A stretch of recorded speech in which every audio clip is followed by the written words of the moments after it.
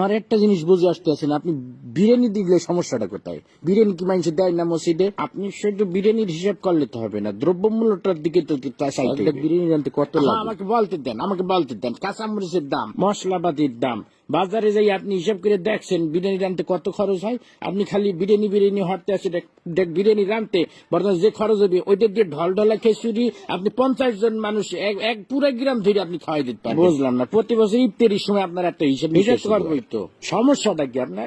আপনি খালি খাওয়ার হিসাবটাই বুঝলেন, আপনি দ্রব্যমূল্যের হিসাবটা বুঝবেন না। আপনি কি মনে হচ্ছেন আমি কি বহুত টাকার মালিক হয়ে গেছি?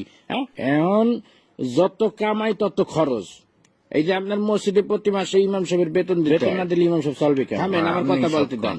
আবার এই যে রমজান মাস আইছে তারাবি পড়াবে, হাদিয়া দিতে হইবে না? আমার খরচ কি কম?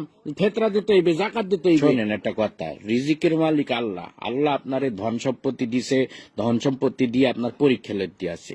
এই টাকা পয়সা যখন তখন আল্লাহ লেগে যেতে পারে। আপনি এই টাকা পয়সা আপনার জানের সৎকা করবেন, ফেতরা দেবেন। মুসলমান হিসেবে তো এটা আমাদের সকলের দায়িত্ব।